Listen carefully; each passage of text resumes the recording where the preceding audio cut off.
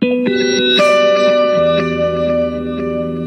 ang Broad Stream Cast Communicators, ang naiiba at kakaibang plataporma sa digital broadcast.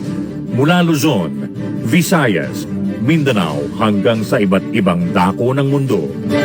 Broad Stream Cast Communicators, ang sandigan ng sambayanan mula sa walang labis at walang kulang na pagbabalita, paglilingkod, maglalahad ng mga mapagbuong komentaryo at usaping pambayan para sa kapakanan ng karamihan. Broad Stream Cast Communicators, tuwirang maglilingkod ngayon hanggang sa susunod na henerasyon.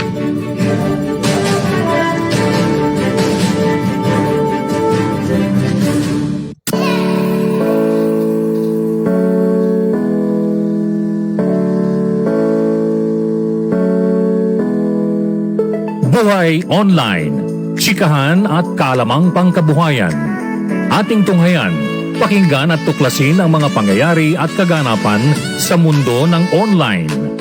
Buhay Online, Chikahan at kaalamang pangkabuhayan. Alamin ang pinaka-latest trends mula sa trabaho at kung hanggang saan na ang narating ng teknolohiyang ito.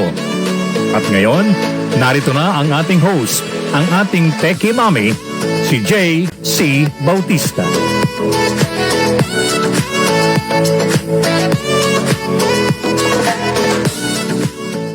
Hello everyone! Good morning! Happy Monday! I know, it's the start of a new week.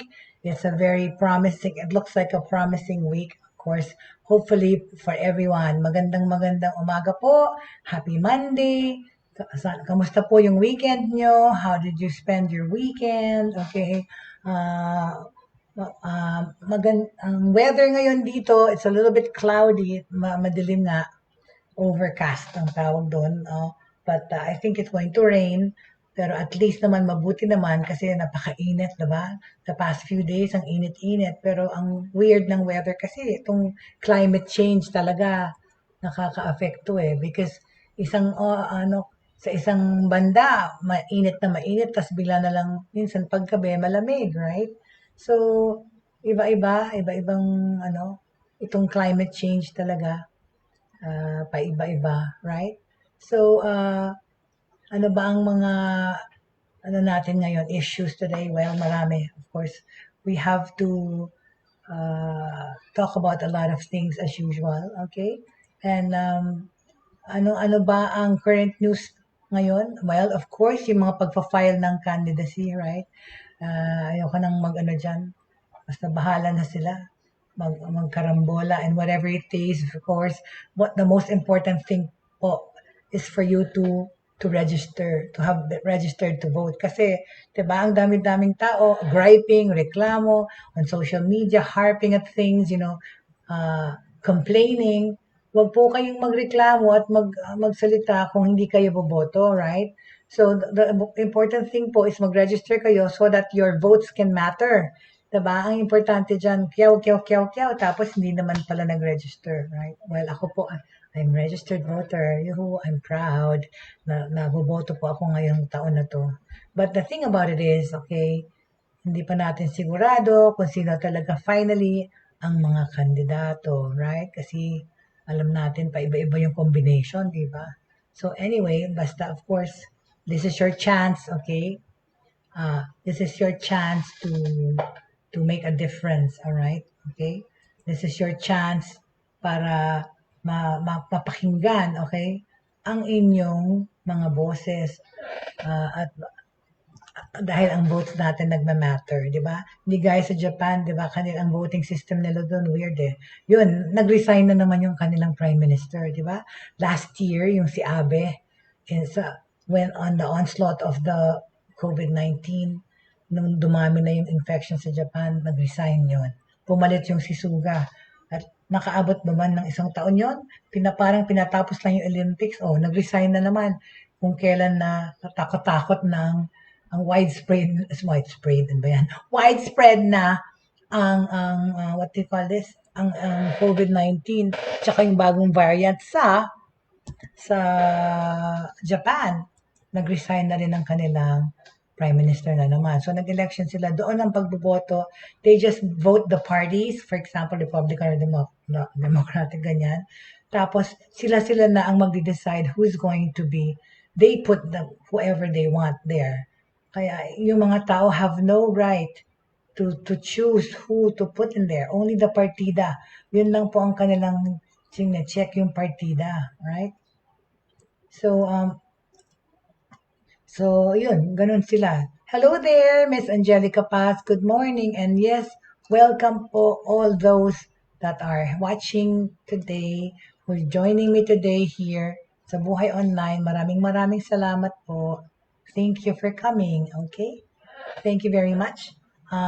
So I was saying na, yun nga, yung pagboboto, Miss Angelica, nag-register ka na ba?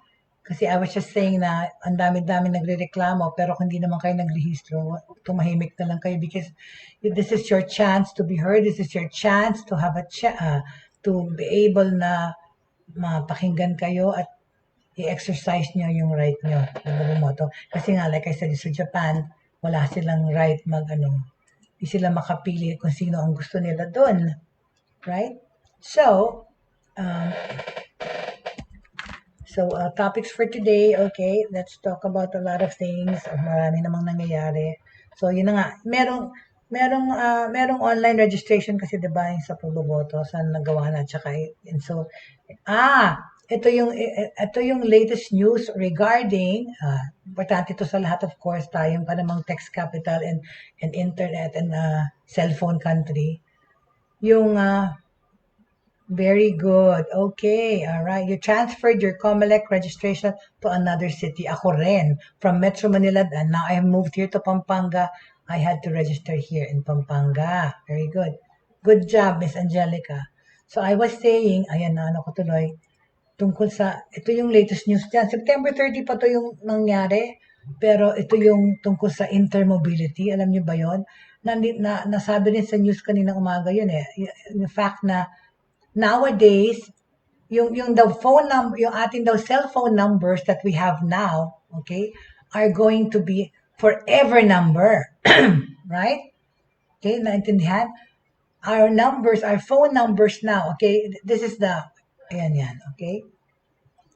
Teka lang ha, meron lang akong kukuning isang graphic, please, if you would please oblige me lang. Inaayos ko pa itong late na nga ako. It's just been so very busy lately, you know. I'm talking about yung intermobility, mobile number mobility. Isa na lang daw phone number natin. The phone numbers that we have, whether it's a personal number or prepaid yata, is going to be the forever number na. Sa mga ibang tao, gusto nila yon para kasi, parang di ba yung mga phone number ng araw, yung PLDT ko, ano yung phone number mo nung elementary ka, yun pa rin yung number mo. Pero ngayon, nag-iba na yun eh. Hindi mo nakikip yung phone number. Pero ito, pwede na daw i-keep yung phone number, forever number na raw natin yun. Talaga ba? Wait a minute, okay? What is happening? Hold on a second, sorry. Sensya na ano ba ginawa ko? Natakpan ako. Anyway, hold on, please. Okay, I'm just... So, yun. Yung latest news niyan, kanina, na ano ko yun nga, na sinabi rin sa news na, hindi ko nakita yun. No, okay, sorry. Hold on, okay. Ulit. Oblige mo lang po ako. Meron lang akong lalagay na graphic dito sa akin, sa mukha ko. Oh, no wonder, because I made a mistake. Ito, okay. Alright. Okay. Hold on. Okay, there you go. Ito, mamaya itong magandang balitang to. Sorry. Okay, yan ang ating mga news for today. Okay, so I was saying, tungkol sa numbers, okay, what is MNP or Mobile Number Portability? Hindi pala mobile, ano ba yan? Mobile Number Portability, okay? In-announce nila kasi that yung number daw natin is already going to be our number forever. Okay, on September 30, 2021, okay, the National Telecommunications Commission or NTC officially started implementing the Mobile Number Portability Act, which was signed into a law by the President on February 8, 2019. Okay, if you're wondering what MNP or Mobile Number Portability is, it is all about, it essentially refers to the ability na ang postpaid or prepaid mobile subscriber number natin who has no existing financial obligation sa kanyang network or mobile services provider. Okay? Kung tapos na yung kontrata nyo, wala kayong contract, you are allowed to retain your existing mobile number despite transferring to another competing network or mobile services provider. So parang transmigration. So kunyari lumipat ka ng provider, yun pa rin ang number mo. O ayun ang inallow ngayon, all right?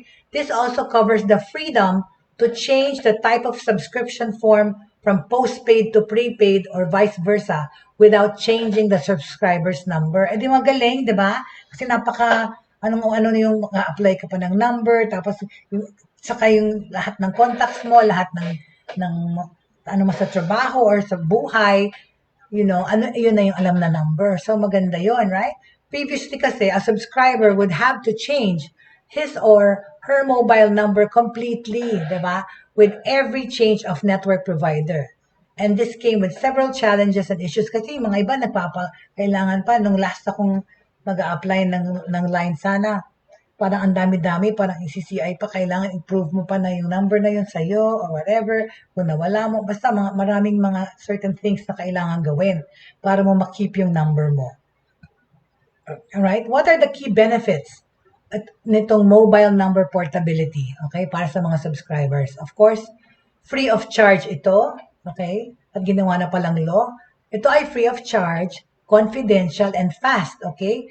MNP effectively removes all the mga hassle, tsaka extra cost of having to inform all of your contacts, di ba, that you have changed your mobile number simply because you transfer to another network. O, di ba? Convenient naman, okay? Magaling, talaga naman, magaling. So, mobile number portability, nga naman, portable, pwede mo nang bitbitin yung number mo kahit saan ka lumipat na network. Dapat naman, no? Maganda yun. This is particularly beneficial para sa mga business owners, diba? Tsaka mga managers who can potentially lose clients pag nag-iba ng number. Totoo. Kasi, diba, buti nga ngayon dahil sa technology, nalilipat mo na yung number na lahat-lahat. Eh noon, diba, yung iPhone, isa-isa mo ililipat yung mga contacts mo dahil hindi siya automatic kagaya ng Android na pag nagsalpak mo yung SIM mo, or nasa cloud or whatever it is, nandoon na lahat yung contacts mo before. Diba? Dati talaga, isa-isa ko pang ilipat. Oh my God.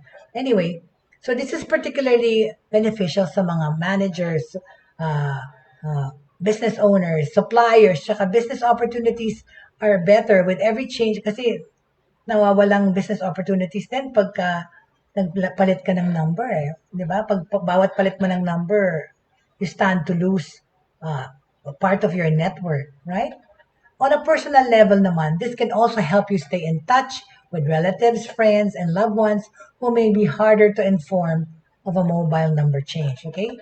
So, paano mag-apply? Alright, ito. How to apply for a mobile number portability sa Pilipinas, okay? Sige, iaano ko para makita niyong lahat, ha? Alright, sorry. Ilagay ko, ipaskill ko para makita niyo, okay? Alright, I will. Okay, Pascal it. Alright. So that you can all see the procedure. Okay. Okay. Alright. Sandali lang po. MNP. Mobile portability.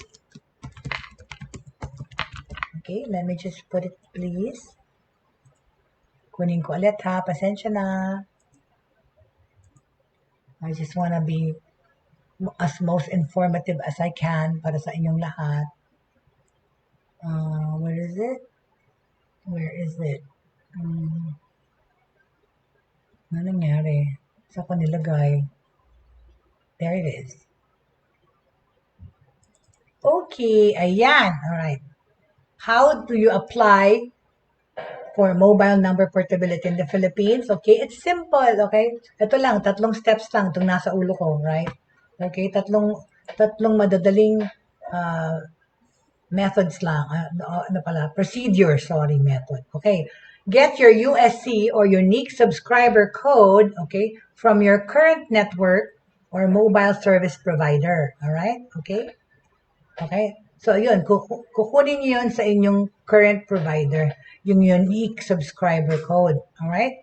Prepare at least one legal or valid ID. Ay, madali lang pala. One lang ang kailangan, no? Wala pa ako national ID. Huh? Visit a business center of the network you are planning to transfer to and apply for MNP via their agents or representatives. After a successful application, the porting process should not take more than 48 hours or 2 days. All right? Okay. So, for details on how to get your USC, kindly message your home network and inquire about the procedure. I believe that for the country's bigger network, should only have to text a code to a 4-digit number. O, ayan ha. So, ayan. So, ayan ang una nating magandang balita is yung mobile number portability in the Philippines or MNP.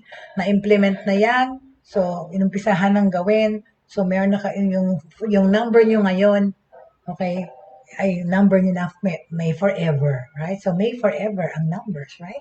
So punta na kayo if you wanna subscribe, if you wanna change that to apply for an MNP, get your unique subscriber code from your current network or mobile service provider, right? Okay, and those are the 3 easy steps. Thank you. Okay, so tabi ko na to, na news na to.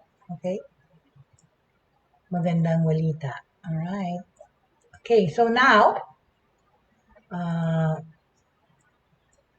okay, so what's next in line for what we're going to say? Welcome everyone to the show. I can't see the names, but very happy Monday, everyone. Salamat po.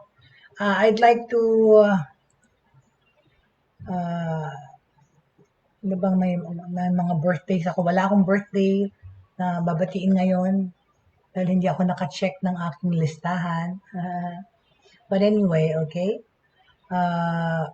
So that's the news there. Okay. On another hand, okay, another news, okay, for Filipinos naman talaga ang ating as relevant as technology is to the Philippines. All right. I want to talk about, okay, itong isa po kong dito sa picture ko. Where is it? Tada! Let's put this together. Filipino women in space. Okay, you see that? Filipino women in space. Okay, spotlight on world. Okay, dali lang. Okay, ayan, alright. Filipino women in space. Spotlight on World Space Week. Okay, Filipino women in space and spotlight on World Space Week. This is news coming from Good News Filipinas. Okay, Filipino women working in the space sector are in the spotlight during the Philippine celebration of World Space Week. Okay, the Philippine Space Agency or ang PhilSA event for the week-long observation scheduled for, which is starting today, October 4 up to 10. Okay, October 4 to 10 po ang week-long celebration or observation ng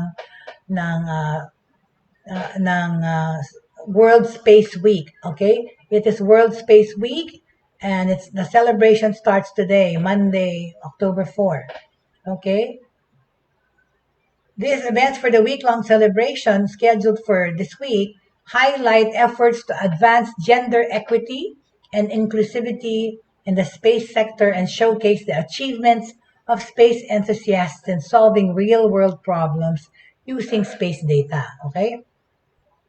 Ang World Space Week is the largest annual space event proclaimed by the United Nations General Assembly in 1999. Okay? All right. Ano ba yun? Nawala tuloy. Okay. It begins every 4th of October to mark the launch of Sputnik 1 in 1957 as the first artificial satellite in orbit. Okay? The annual celebration ends every 10th of October. So, thus, ito nga ang buong week na to, October 4 to October 10. Alright? Yan ang Space Week. Okay? The annual celebration ends every 10th of October to commemorate the signing of the Treaty on Principles Governing the Activities of States in the exploration of and peaceful uses of outer space, including the moon and other celestial bodies in 1967, di ba? Technology na yun, okay? Okay? So, yan. So, ang mga babae ay ma-highlight dito sa Space Week. Okay? Let me give you the schedule of the events for the Philippines celebration of World Space Week. Okay? October 4 po, today, okay, is the lift-off, is the initial salvo nitong event na to. Women in Space. Okay? Doon sa mga gusto mag-register para dito sa event na ito, register sa https forms.gle. Teka nga, i-post ko na lang nga. Paano ko mapapakita? Anyway, i-google nyo na lang please, okay? Basta pag-register kayo. In partnership with the U.S. Embassy in Manila and American Spaces Philippines, this webinar, okay, will highlight the work and experiences of women, scientists, engineers, astronauts, and entrepreneurs. Space enthusiasts of all ages will have a chance to interact with some of the influential women in the international space sector. Sige na nga, pakita ko na nga yung URL. Ano ba yan? Kung saan kayo magre-register. Alright, let me just get it again.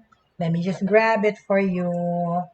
Oo, may nag-text eh. Miss, pwede bang patingin nung kung saan magre-register? Alright, ito na po. Your wish is my command. Okay. Register here. Okay. Sandali lang po. I have to Space Week.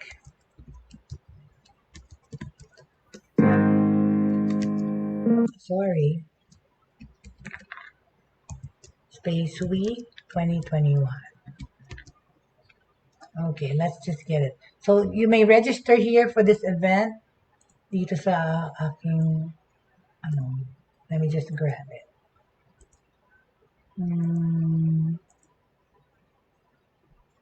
Where are you? There you go. Okay. Ayan. Ayan na ang ay. Here you go. There. You may register for Space Week. Diyan, nasa ulo ko. Okay? Register here to participate in the Space Week. This week. It starts today, which is highlighting women in space. Okay? So, going back to what I was saying, okay? This webinar will highlight the work and experiences of women scientists, engineers, astronauts, and entrepreneurs. Space enthusiasts of all ages will have a chance to interact with some of the influential women in the international space sector. Oh, how cool is that, right? Japan Aerospace Exploration Agency, or JAXA, former astronaut Yamazaki Naoko will answer some of the most interesting questions from the most curious Filipino kids. Okay, exciting naman to. Parang gusto, watch out for her answers in this webinar. The event will be live streamed through the Facebook pages. Okay, so sa Facebook pages ng American Spaces Philippines and the Philippine Space Agency. Okay, so starting today po, 8 o'clock kaninang umaga, nag-umpisa na po ito. Okay, nag-umpisa na po itong webinar na ito kaninang umaga. Women in Space. Ang lift-off was 8 o'clock this morning. So, marami pang events yun. So, today, ang mangyayari pa, 5 o'clock today, merong Build Your Own Model Satellite Competition. Okay? So mamaya, may mga iba-iba tayong events, activities for today. So, anyway, so today, pwede pa kayong 5 o'clock p.m. to 6:30, you can build your own model satellite competitions. Space cadets aged 9 to 10 years old, their parents and siblings will be able to build their own model satellite using recyclable or edible materials. Wow. Learn from Engineer Ariston and Gonzalez of the Stamina Force Space Program during the lecture and workshop. Winners will be announced during the closing program on October 9, 2021. So, ayun. So, para doon sa mga gustong sumali dyan, doon naman kayo sa mag-register sa forms, period GLE /A9SER1 L6DQ KPTDURA. Sulatin ko na lang nga kayo. Alright. Hindi, basta, pag nakapunta kayo sa page, inquire nyo na lang din. Papakita sa inyo doon kung saan kayo magre-register. Iba-iba kasi sa magre-register for iba't ibang events, okay? Wala na akong oras para i-crop pa dyan at ilagay dito sa screen, okay? Please just go to the site na lang, alright? So yun, iba-ibang activity siya. October 5, October 7, hanggang October 10, iba't ibang mangyayari. Okay? Alright? The Space Generation Advisory Council, which is SGAC, will hold the 4th installment of their Space in Southeast Asia webinar. Iba-iba yan. Diversity in the New Space Era. Okay? May mga esteemed speakers from the academe, government, and the space industry will discuss the paths within the space sector. Okay? So, ayan ang magandang balita tungkol sa ating mga women in space. Maha-highlight yung mga Filipina women in space. So, sumali na kayo, mag-register. Alright? Very good. Thank you. Alright? So, now, okay, we go to, okay, excuse me, alright. Now we go to more technology news, alright. Ito, no, how do we, meron akong feature article that chanced upon that was pretty cool, okay. Sabi nila, paano relate yung matatanda dito sa pandemic na to na nangyayari, right? Well, with the ongoing pandemic and scarcity of available vaccines, senior citizens, mostly ang mga grandparents, and children below 18 years old have been cooped up at home, diba? For more than a year. At paiba-iba. Parang nakalabas lang sila ng sandali nung naging moderated ECQ sa Manila na pinayagan lumabas sandali. Tapos binalik na naman. So, balik na naman sila sa bahay. So, anyway, ito yun. Right? How do these, okay, ano yung nga natin ito? Hold on a second. How do our old folks, right, fend in this pandemic, right? Paano sila? Tingnan mo, ayan, ang mga apo at mga lola, right? How are they fending in this pandemic? Every day is special, di ba, sa mga grandma at grandpa, yung mga lola at lola, when you spend it with your mga apos, okay? But living with both age category groups, yan, itong mga below 18, tsaka lampas 60, in one house, lalo na kung magkakasama kayo sa isang bahay, especially during this situation that we are in, it has its own blessings. Pero, meron ding mga challenges, right? Unang-una, peace and quiet are far and in between, which can be frustrating for those who work at home. Totoo naman. Kung meron kang kasamang yun mga seniors na, tsaka mga below 18 pa, tapos nag-work ka from home, sigurado talagang it's very hard to concentrate and have your privacy, right? Yan, yung peace and quiet mo naka-compromise. But the upside to that is that grandparents can help take care of the kids while the parents are going about their busy schedules working, okay? Families who aren't fortunate enough to share the same home have to make that extra effort to reach out to their loved ones. True enough, right? More so for those whose elders, hindi naman tech-savvy, kunyari yung mga matatanda nyo. Hindi sila maka-order online for everyday essentials. Regular virtual calls to check on them have become a staple in routine, okay? Whatever the setup is, we all share the same concern. Ang well-being ng ating mga matatanda, ng ating mga seniors, ating mga senior na magulang, yun ang pinaka-priority sa pandemic na ito, okay? Regarding good health, okay? On a local government level, yung LGU, the city of San Juan has been active in taking care of its senior citizens. Model city na itong si City of San Juan, right? Ay, hindi pala. Model City ba? Hindi. Pasig pala yung iniisip ko. Sorry. Pero yun na nga. Ito yung information. The City of San Juan has been actively taking care of its senior citizens. Their Office of Senior Citizens Affairs, or OSCA, works together with the national government by mounting activities and programs such as a one-day healthy lifestyle activity to promote fitness for the elderly. E paano yun eh? Sa bahay lang sila dapat. These activities include Zumba, ground golf, and parlor games at the Pinaglabanan Shrine. Ito is kung papayagan silang lumabas, right? They also have their annual Elderly Week celebration where thousands of senior citizens would participate. Apart from physical activities which were canceled, ito yung sinasabing noon, pre-pandemic, yung ganong Zumba sa Pinaglabanan Shrine. Kasi nga, apart from physical activities which have been canceled last year at saka this year, due to the pandemic, the San Juan LGU is still running their administrative support program for the elderly by distributing medical assistance they're distributing medical assistance to sick indigent senior citizens. Ito ay na-spearhead ng Office of the Mayor tsaka ng City Health Office. As for the vaccination program naman, si Mayor Francis Zamora makes sure that the elderly are given extra attention. In special cases where the senior citizen is bedridden na, a team would be mobilized to visit the home to complete the individual's vaccination requirements. Very good. Marami na rin gumagawa ng ganyan ngayon, di ba? Talagang yung mga hindi pwede, incapacitated,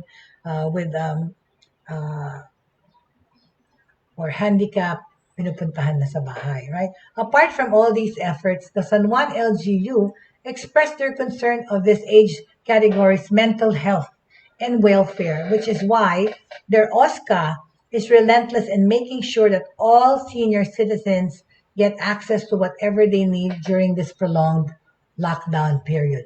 We have the longest lockdown, I swear, right? True enough.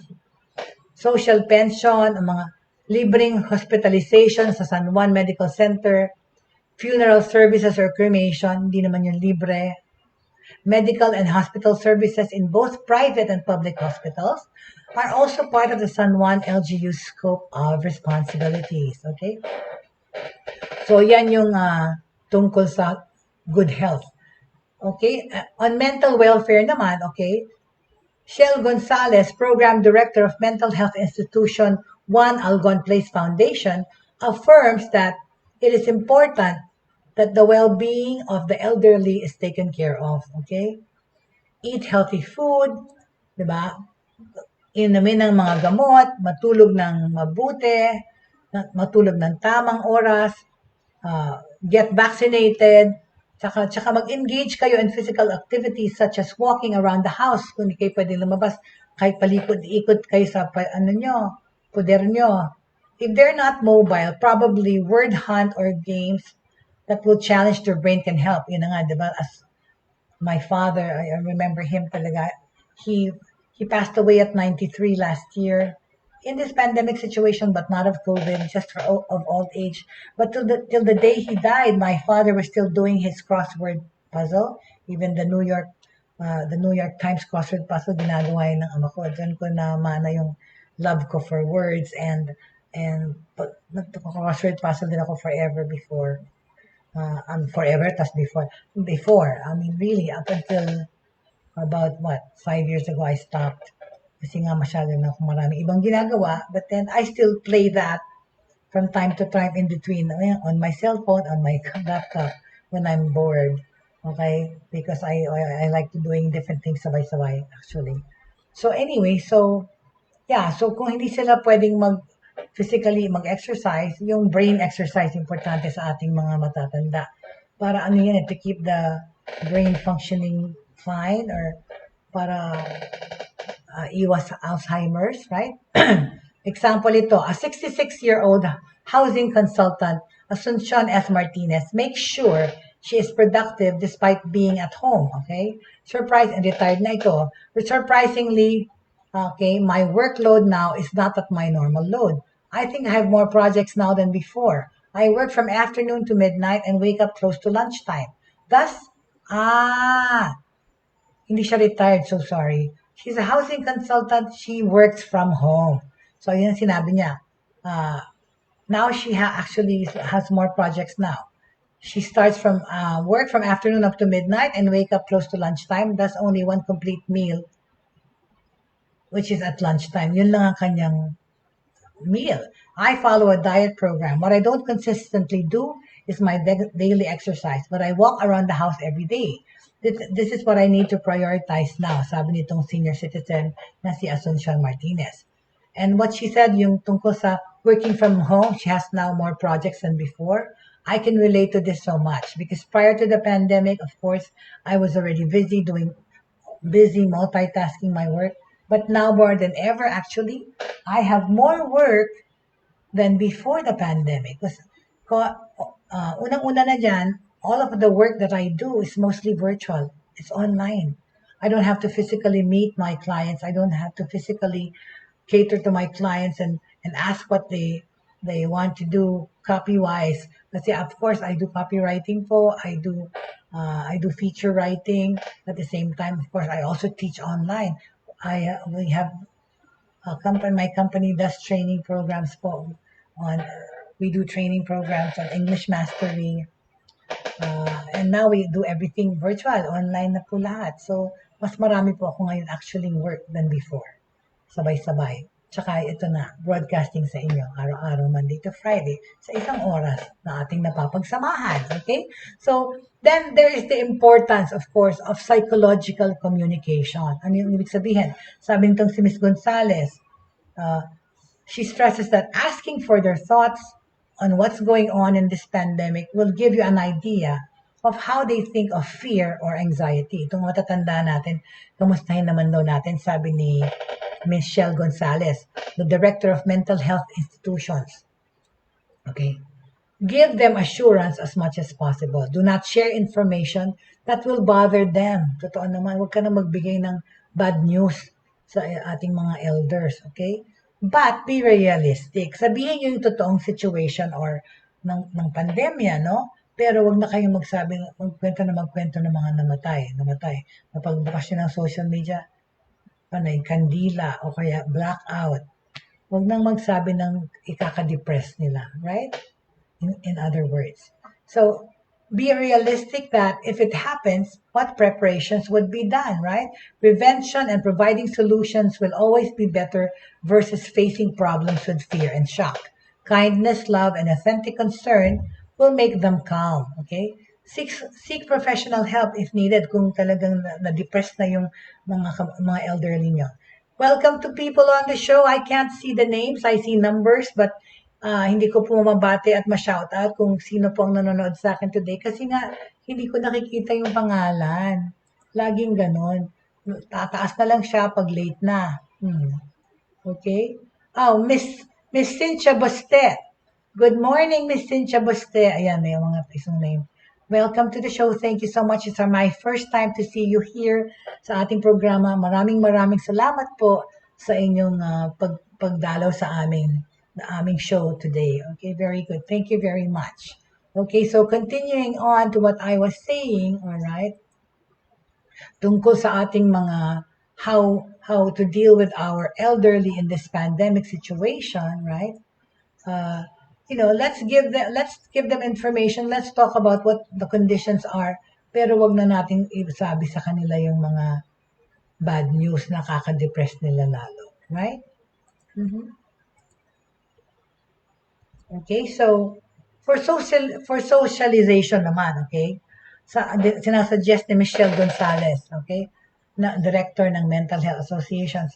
She suggests that having regular online video calls so that the grandchildren can even perform for them. Yun na nga, pakita niya kung kasama niya sa bahay itong matatanda, pero yung mga apo, malalayo, iba-ibang bahay, mag-video call kayo, pakita niyo yung mga apo, di ba?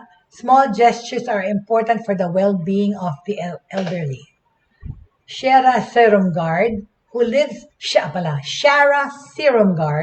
who lives in California. Make sure they set aside time on a weekly basis to call her parents, okay? Zaldi, 71, and Karina, 70, who are residing in Manila. Ayan talaga. In this pandemic, importante yan talaga. Lalo na sa mga pagka nasa abroad yung iba nating kamag-anak. Tapos hindi pa nakikita ng lolo nila yung iba. Ayun na nga, I have some nieces and nephews that were dying. Oops, I don't want to, dying to see my dad. Hindi pa niya nakikita yung mga apo niya doon sa Amerika na iba. That we would have regular video calls with them through the year so that they could see, at least my dad could see their little chikitings grow up. Pero hindi na nga nakauwi para makita physically. But thank God for technology, my dad was able to keep abreast or to keep updated sa kanyang mga apo at apo sa tuhod sa iba-ibang bansa. Alright? So look, going back to that story I was saying about Shara si Sarongard na taga California, tinatawagan niya regularly yung parents niya, si Zaldi 71 at si Karina 70.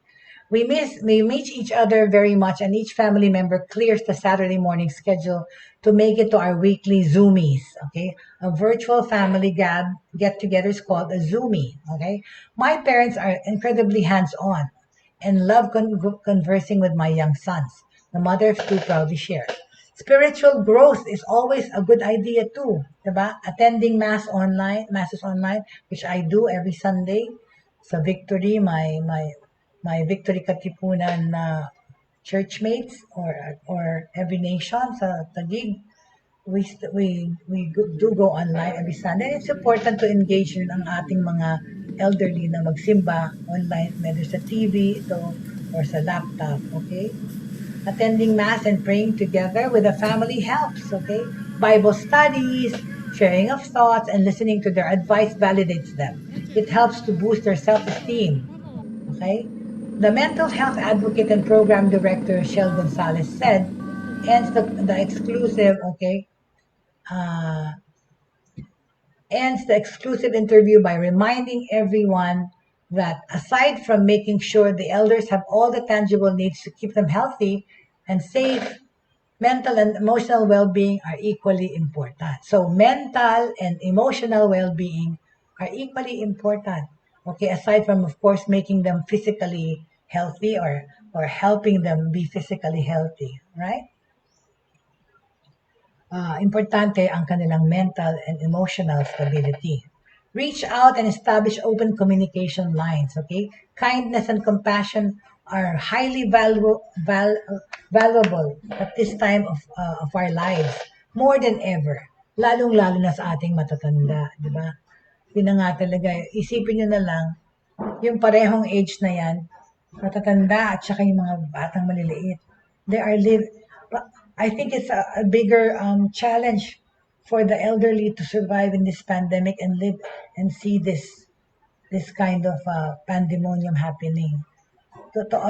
Last night I was at my cousin's house. Thank you so much pala, Marilu Bautista, my cousin here in Pampanga.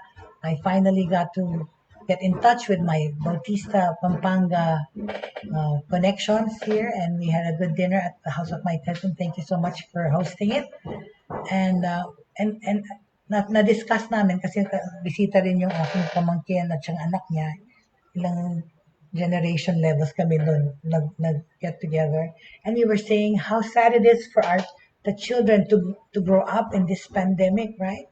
Kasi yun yung hindi makalabas, hindi makagawa things, pati yung pag-aaral, most of all yung online learning na naka-affect talaga ng lahat ng nag-aaral. Na hindi ka nakakapasok sa eskwela para mag-aral.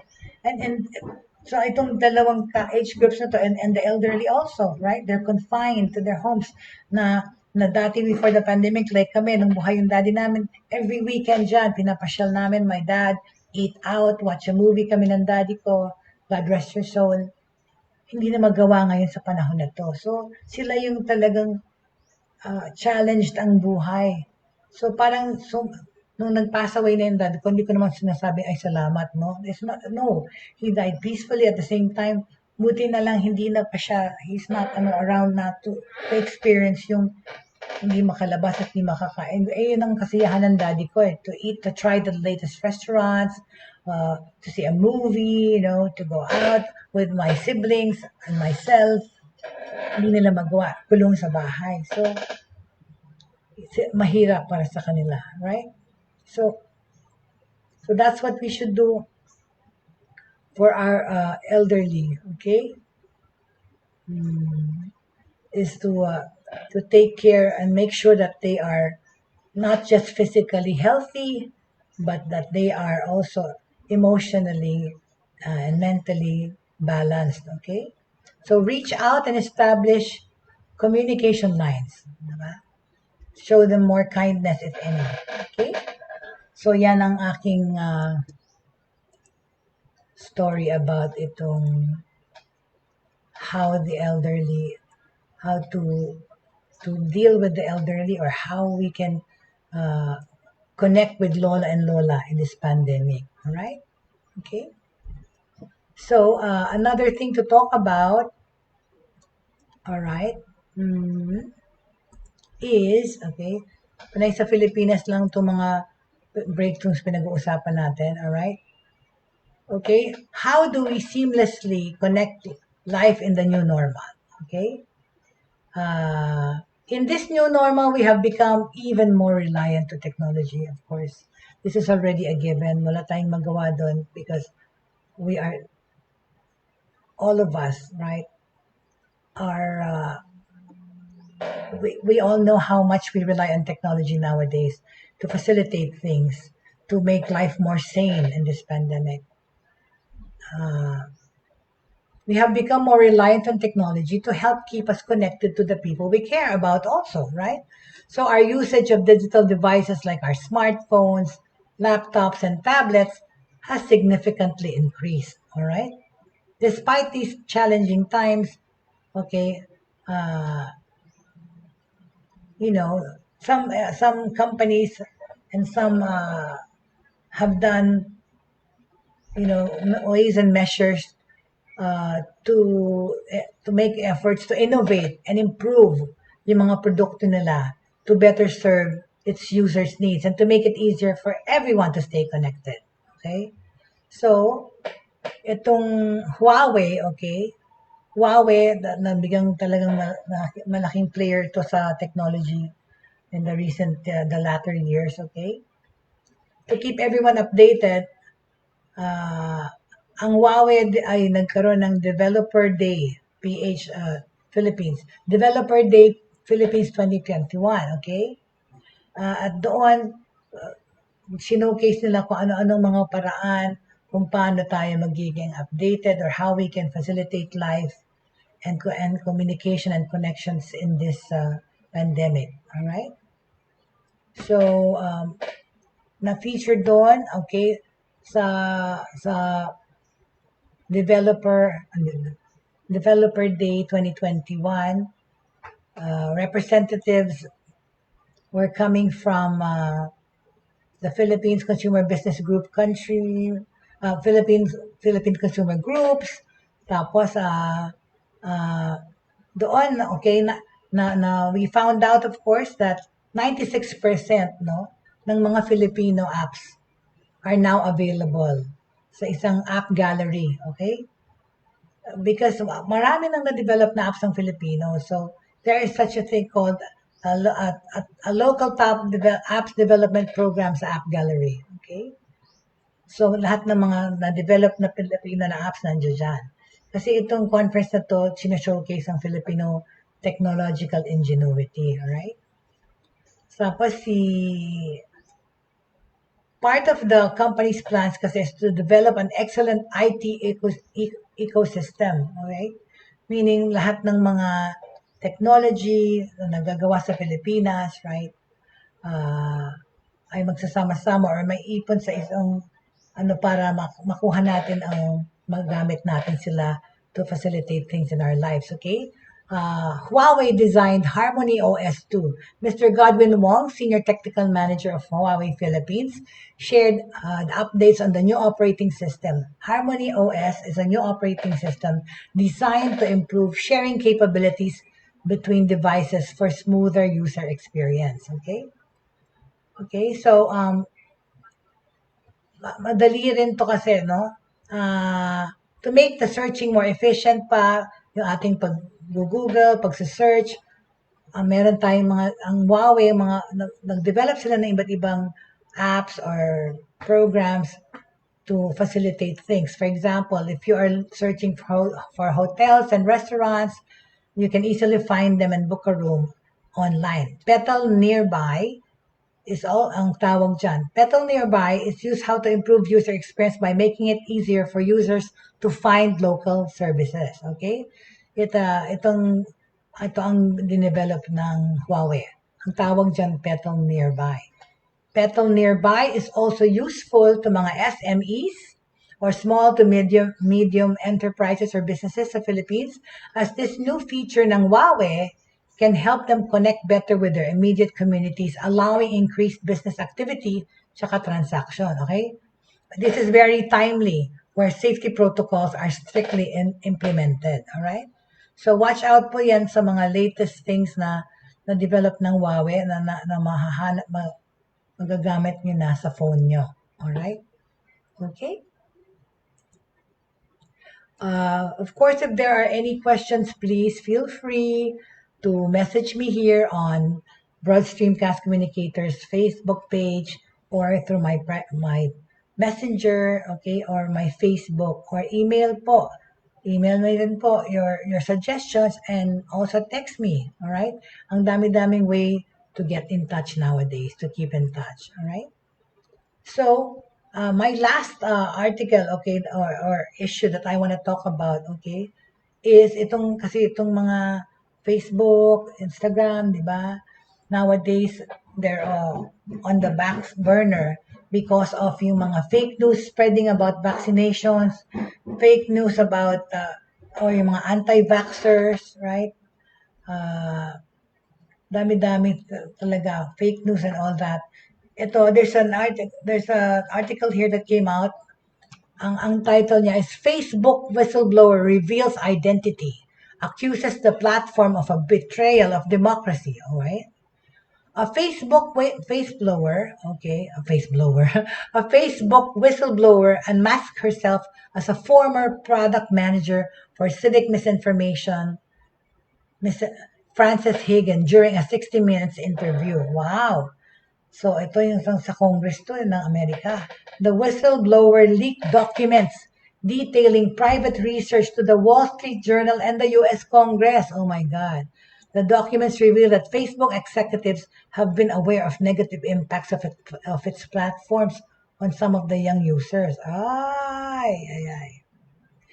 Ang whistleblower na ito, ang pangalan, Frances Hogan, a former product manager on Facebook's civic misinformation team, according to her website, okay, revealed herself as the source behind a trove of leaked documents. Okay? Pakita ko sa inyo, ha? Di bale, wag na lang. Okay, wala ng time. Pero yun na nga, yung whistleblower sa Facebook, lumantad na. Siya si Frances Hogan, former product manager on Facebook's civic misinformation team. Oh my God. On her personal website, she shared that during her time at the company, she became increasingly alarmed by the choices the company makes, prioritizing their own profits over public safety. All right? Putting people's lives at risk. O ito nga pala yung kaya nga, di ba, nagayat si Biden sa Facebook kasi dahil mga advertisers and stuff, hindi na nila sinesensor yung mga ibang posters. Dapat, di ba, ayaw nilang makapost doon yung mga anti-vaxxers and all that. Ay unang nagsasabi na merong conspiracy lang yung COVID. Alright?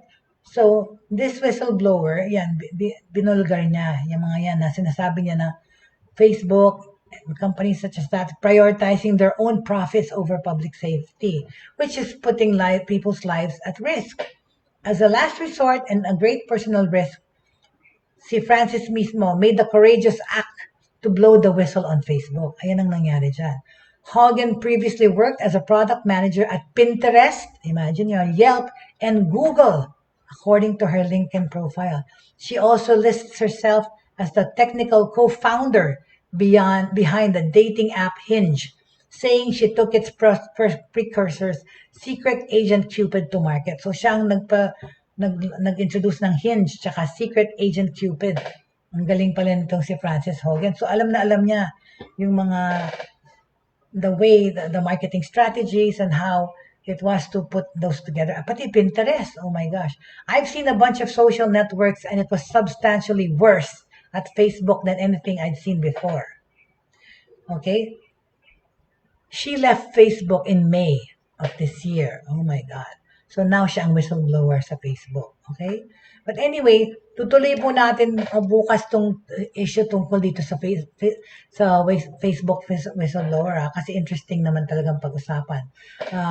Because oras na naman para tayo mag-goodbye because time flies really fast when you are having fun.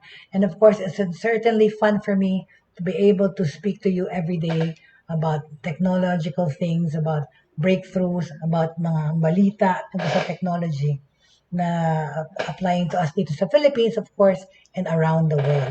Maraming salamat po sa mga sumama sa atin dito sa loob ng 57 minutes. Thank you very much for joining me. Happy Monday to all. It's the start of a good week, a promising week at that. Of course, leave faith, pananampalataya, hope, pag-asa, and love in your hearts, and we will see things through. Okay? We will see the light at the end of this tunnel. Okay? Ano lang po, keep your faith, hope, and love alive. Thank you very much for joining me today. This has been Jay talking about Buhay Online, and we ended it by talking about the whistleblower of Facebook. Tutuloy po natin bukas ang balitang yan. Maraming salamat. Thank you so much, and I hope you have a good lunch po. Thank you. Have a nice day. Thank you very much.